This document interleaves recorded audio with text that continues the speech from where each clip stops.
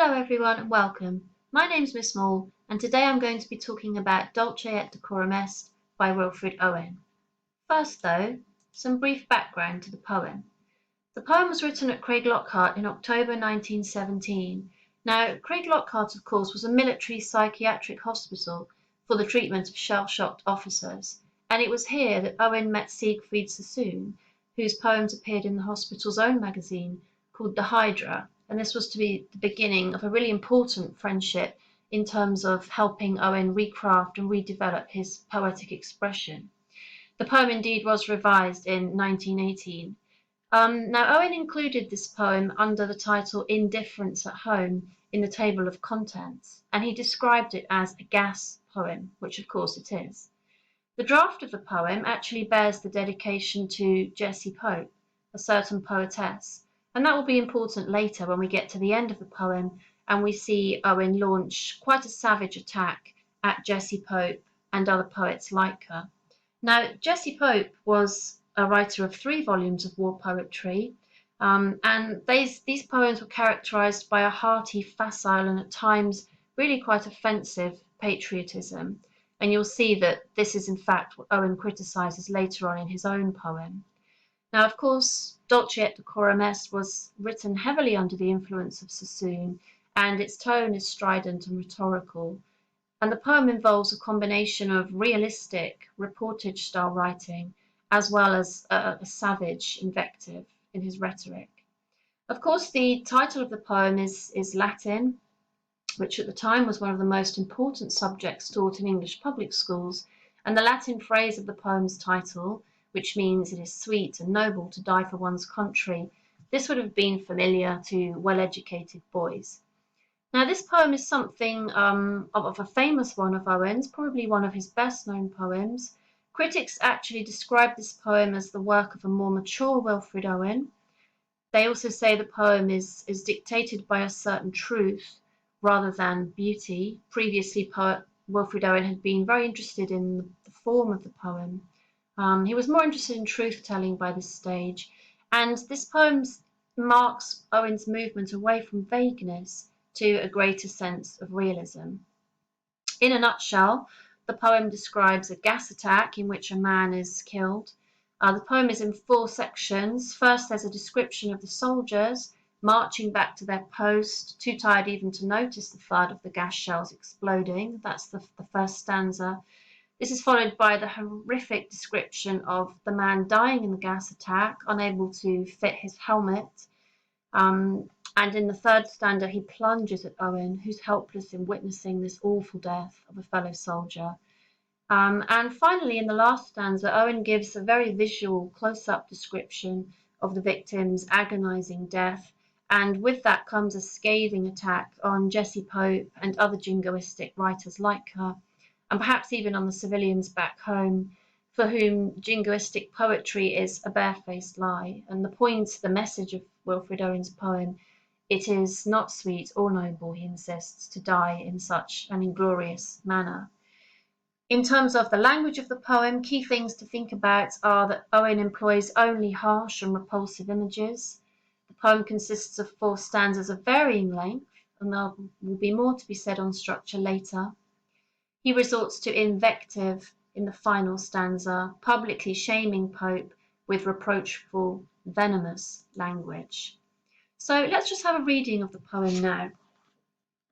Dulce et Decorum Est.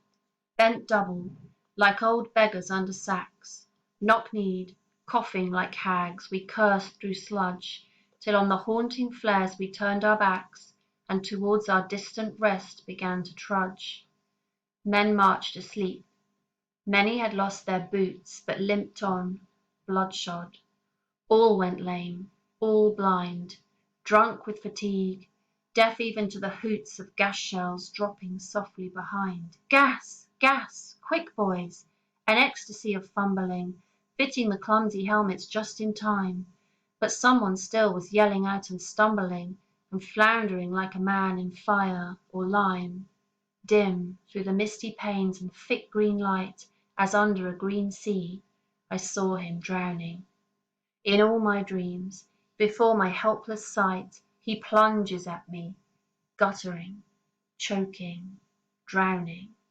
If, in some smothering dreams, you too could pace behind the wagon that we flung him in, and watch the white eyes writhing in his hanging face, like a devil's sick of sin, if you could hear at every jolt the blood come gargling from the froth-corrupted lungs, obscene as cancer, bitter as the cud of vile incurable sores on innocent tongues, my friend, you would not tell with such high zest to children, ardent from some desperate glory, the old lie, Dulce et decorum est, pro patria mori.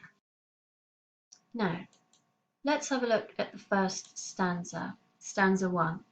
So the key thing to notice about this stanza is the language and imagery used to present the soldiers. And what you'll notice in the first 2 lines are that Owen structures these lines using key similes of beggars and hags. And these are outcasts or vulnerable members of society. So beggars and hags are characters who are weak, who are often marginalized or peripheralized or demonized by society as being weak, physically and mentally crippled. And I think the point Owen is making here is that these men are no longer recognizable as men, and certainly not as brave, fit, young soldiers. They've been transformed by war, exhausted and crippled by war, hence this beautiful phrase, knock kneed, with the alliteration there. And the weight of experience has deformed them, if you like, until they're no longer recognizable. They curse through sludge. And of course, with this idea, you can see that they contrast very much with the typical ideal indefatigable Horatian soldier of the poem's title. So the Horatian view of war, of course, was that it was patriotic to fight, it was glorifying to fight, and soldiers were presented very much as heroes, willingly engaged in noble sacrifice, full of honor, nobility, physical prowess, and physically at the peak of their fitness. And of course, that's very different to what we're seeing here. Here we see the men turn their back on haunting flares and towards our distant rest begin to trudge. Now, of course, distant rest could just be the men returning to base camp, or there could be an ironic reference of death there, in that perhaps the only thing they can march towards is their death. Nonetheless, they march asleep. They're literally asleep on the job. Many had lost their boots, but limped on, bloodshod. And I think something that's really interesting about this stanza is the lassitude of the men's journey, the weariness of it, which is shown through the laboured verb trudge here, but of course also by the quite broken, fragmented sentence structure and this limping, liquid alliteration, these long L sounds, which elongate the men's journey and make it seem even longer. And of course, the repetition of all in all went lame, all blind. Owen is keen to point out here that no soldier escaped the torment of physical injury or indeed emotional injury. And as we come into the final 2 lines of the stanza, I think there's some interesting things going on with the alliteration. We've got the very harsh dental alliteration on the words drunk and deaf, a very harsh dental sound. And of course, that contrasts with the soft sibilant sound here with the S of gas shells, softly. And of course, this is a far more menacing, insidious, creeping sound as the gas shells creep in slowly and drop behind the soldiers unnoticed. Now, stanza 2 is very different. Gas, gas, quick boys. The repetition here of the exclamation monosyllabic sounds, we have this epizeuxis, which is a short burst of monosyllabic stabs. Gas, gas, quick boys, this burst of energy as the poem springs into action. And that's a very big contrast from the previous stanza with the drudging, trudging slowness of the movement of the soldiers. So the change in rhythm, the change in form really is shown through the exclamation and also through the direct speech, gas, gas, quick boys, which conveys a sense of realism. The caesura, of course, here gives a tiny respite before the chaos of the next phrase, an ecstasy of fumbling, fitting the clumsy helmets just in time. Now, ecstasy, of course, is an interesting choice of word here. Perhaps it might seem oxymoronic, an ecstasy of fumbling during a time of absolute panic and chaos.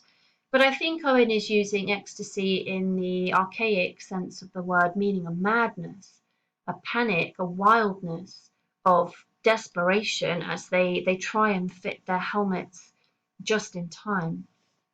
Of course, the victim of the poem hasn't managed to fit his helmet and he's still yelling out and stumbling. And the participle form of the verb here, the ing sound, suggests the ongoing nature of the horror. The man is living the experience almost in slow motion, as is Owen, still reliving the experience. And this slows down the action, almost as though this part of the poem is in slow motion. We have this agonizing diction and agonizing movements, yelling, stumbling, floundering, and the triadic form of the sentence there just emphasizes the ongoing nature of the man's suffering. Now, the simile, of course, is interesting as well, that he's floundering like a man in fire or lime, and effectively the gas is burning his lungs. So hence the idea of fire. He is being burned with the lime gas, and of course effectively drowning him. What happened would be the smothering, overwhelming images as the man drowns in his own blood through the thick green light, as under a green sea, I saw him drowning. And these green images of light and sea, and sorry it's not very clear on the slide there, this E digraph slows us down, the green light as under a green sea. It elongates the sound. It's a slow, ponderous sound, almost as though we slow down to observe his agony, his suffering in more detail. And here, of course, we see the use of the first person pronoun for the first time in the poem. I saw him drowning. And the poem is very personal now, as Owen is bearing witness. Now, the importance of the poet as a witness and a mouthpiece of war was something that was very important to Wilfred Owen. He felt a tremendous responsibility to convey the experience of the soldiers who were so often unable to convey it themselves, either through death and injury or through lacking the expertise to convey it through verse or through art. So Owen felt a real need to bridge the gap between the reality of combat and its idealism, which is something he certainly conveys well in this poem. And I think he also feels a very strong sense of responsibility here and guilt, which of course will take us into stanza 3, as I saw him drowning. And that first person pronoun emphasizes Owen's sense of responsibility and guilt for the man's suffering. Okay, now before we go on to stanza 3, I just want to stop and have a quick look at form, and in particular the sonnet form. Now, the poem, as we've already spoken of, consists of 4 stanzas of various lengths, and the first 14 lines, which are the first 2 stanzas, can actually be read as a sonnet, although they don't end with a rhyming couplet, and instead the A-B rhyme scheme carries on into the separate pair of lines which constitute the 3rd stanza. So the poem is written using the form of a Petrarchan sonnet, which has 14 lines, of course, and these are divided into an octave, that's the first stanza of 8 lines, and a sestet, the second stanza of 6 lines, with each of these being subdivided into 2 quatrains of 4 lines and 2 tercets of 3 lines. Now, whilst the initial 14 lines depict the situation and the events which take place, i.e. the marching of the soldiers and the gas attack, the last 14 lines, which can also be interpreted as loosely as a sonnet, show the consequences of what has happened and Owen's reflection on it. And as they move to the final 4 lines of the second part of the sonnet form, you see the injunction to the reader to a plea to avoid such similar suffering in future. Now, as in most sonnets, the rhythm of Dulce et Decorum Est is largely based on the accents and pauses of the iambic pentameter. And all this means is that each line has 10 syllables with 5 stressed beats and 5 unstressed. and each beat utilizes that pattern of an unstressed syllable followed by a stressed syllable known as an iamb or dodum. However, what Owen does in his poem, and Owen is known for playing around with form and manipulating form, some lines have a deliberately created different number of syllables to create a more jarring, disconcerting effect, and that's something that you would have seen already in the poem Anthem for Doomed Youth. And as part of a challenge, if you wanted to, you could pause the video now and try and identify those. But just to summarise, stanza 1 is largely written in the regular iambic pentameter to mirror the relentless routine nature of the horror that the men are experiencing. However, there's some alternatives such as the opening spondees of lines 1, 2 and 5, and these are more arresting and they serve to stop us in our tracks. The stumbling, lurching progress of the men through sludge is also shown through the caesura, which again disrupts the iambic pentameter in stanza 2. And for much of line 8, Owen reverses the meter to the trochaic meter, subtly undermining the routine, just as the shells and their arrival will undermine the men's trudge. In the third short stanza, again we see some extra syllables added to create some jarring, some tension in the rhythm of the iambic pentameter, almost as though the sight is too overwhelming to be constrained within a regular rhythmic form of the iambic pentameter. And by the time we get to stanza 4, which is the loudest and the most strident of stanzas, Owen uses many additional beats to emphasize the particular distress and horror of the scene, and to resist making the poem compact and orderly and dignified. He deliberately affects us in this jarring, disconcerting way, as if to say the horror is too great to be contained by a regular meter or a regular form. So that's just some brief revision on the sonnet form before we move on to stanza 3. So here we go, stanza 3. Now, this is a short but nonetheless powerful stanza, and it's perhaps a very personal stanza here to Wilfred Owen. In the word all, we see how Owen is haunted by the events. He relives the experience in all his dreams, which suggests it's a recurring nightmare, reliving the experience of the man's death. We also have the repetition of the word my, which emphasizes Owen's own personal reaction, his own personal plight of suffering. And that's very significant, as is the word helpless, which suggests guilt at Owen's inadequacy to help the dying man. In all my dreams, before my helpless sight, he plunges at me, guttering, choking, drowning. And here I think the verb plunges is violent. It's almost an attack on Owen, or certainly Owen perceives it to be an attack. It seems almost accusing, as if the dying man is desperately plunging at Owen, asking for help. And of course that links back to the theme of guilt and responsibility in stanza 2, where as an officer in charge of a great number of very young men, Owen felt a great deal of responsibility for those in his charge. And then we move back to the participle form of verbs that we've seen before, guttering, choking, drowning. And here, of course, guttering suggests the extinguishing of the flame of life in the young soldier, just as we would see in the guttering of a candle. And choking and drowning create a very visceral experience that the reader shares. It's not just visual, but there's an oral sense of the man's panic as he chokes and drowns on his own blood.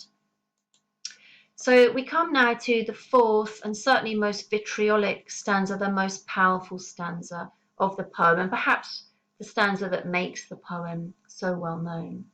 So we start with quite an accusatory tone and a specific use of second person direct address here. If in some smothering dreams you too could pace behind the wagon that we flung him in. And of course there is some debate as to who the you refers to here. Lots of people will argue that it's Jessie Pope. Others might say it's directed more towards the complacent civilians back home who remain ignorant of the realities of war. Either way, there's a huge gap of isolation created here between Owen and the reader, or Jesse Pope, in which he dwells uncomfortably. And he's also complicit himself, in the second line, behind the wagon that we flung him in. Owen too is unable to comfort the dying man. Owen too is guilty of flinging him into the wagon where he'll breathe his last breaths and certainly die, with no one holding his hand, with no one to comfort him in his final moments, as there simply wasn't time for that at the front. So we move next in the stanza to a really quite horrifying description of the dying man, and this is where you'll see the images highlighted for you in blue. So these are really quite horrific images of death, showing suffering in the most dehumanizing of ways. The man's eyes are writhing in his face, blood is gargling from his froth-corrupted lungs, vile incurable sores are on his innocent tongue. And what you'll see here from such horrific imagery is the juxtaposition, the contrast with the classically rooted idea of the glory and sweetness and nobility of dying heroically for one's country. This is not a man who's had a dignified and honourable and patriotic death. This is not a man who's been willingly engaged in a noble sacrifice. This is simply a man who's been too exhausted to fit his helmet, his gas mask, and has succumbed to the gas in the most terrifying of ways. So again, we see that juxtaposition between the reality of death and the way in which death through war is presented in both the Horatian and the Jingoist traditions. And we don't just see the soldier's agony, we hear it too. If you could hear the blood gargling from the froth-corrupted lungs, and all of these different layers of sensory description help to give a real sense of power in this final stanza, as does a word like innocent. This is an innocent young man suffering terribly at the hands of those who hold the levers of power. Now we have an interesting phrase here in the simile, like a devil sick of sin. Of course, what we've got here is a very oral sibilant technique where the S sounds actually make us hiss as we read the line, which is a terrifying effect, as though we are the devil incarnate. And of course, this line has come in for some criticism, perhaps for being too hyperbolic or too difficult to actually imagine. What does a devil's face sick of sin look like? But it's nonetheless powerful, and of course it serves as a juxtaposition with the knowledge, the experience of the devil and the innocence of the dying soldier. And of course it's at this point that Wilfred Owen turns to his final, most vitriolic part of the poem, where he addresses my friend. Now here, of course, I think it's very clear that Owen is addressing Jesse Pope. We've seen this in the proofs and the drafts, where the poem was in fact dedicated to a certain poetess, Jesse Pope. So I think at this point it is quite clear that Owen is directly addressing Jesse Pope. And of course I think there's an anger directed here at the way in which she uses propaganda to manipulate. So of course Owen uses the invective at this point. An invective is an abusive, reproachful, venomous style of speaking which expresses blame or censure. And what he's doing here, I think, is passionately denunciating the jingoistic writing of Pope and others like her, who speak with high zest to children, ardent for some desperate glory, indeed of the glories of war. So Pope speaks about war as a game, as a cut and thrust, an excitement, an adventure. She talks about war not being a picnic, but being fun and entertaining. And of course, this just fills Owen with disgust at the gap, the disparance between the reality of war and what Pope is actually portraying war to be, to children no less. And here, of course, Owen is also referring to how young many of the soldiers were at war. So we move now to the final two lines of the stanza, where Owen talks about the old lie, Dulce et Decorum Est, pro patria more. And here, of course, the old lie is referring to the Horatian sentiment in the Latin quote, which Owen presents as archaic and outdated, mere high-sounding cliches that he speaks of with contempt. We can very clearly see from this poem that it is neither sweet nor noble nor honourable to die for one's country. It's simply horrendous. So the final line here is cut, interestingly, is cut very short, as if to suggest that the Latin motto does not tell the truth, or as if the disruption of the meter unsettles us. We literally end with a deathly silence. So as I was saying before with the slide on the sonic form, the iambic pentameter is disrupted, and whenever the iambic pentameter is disrupted, it usually shows distress. So there's a sense of distress here and a gap, almost as though we have time to review and think about the lie itself and how it's falsely perpetuated. So, to conclude, Dulce et Decorum Est is a poem that holds a great deal of influence and power in the minds of people, a war poem that succeeds in exposing and dethroning the illusion of a glorious war.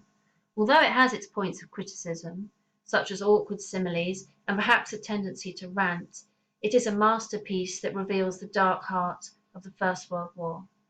Thank you for watching.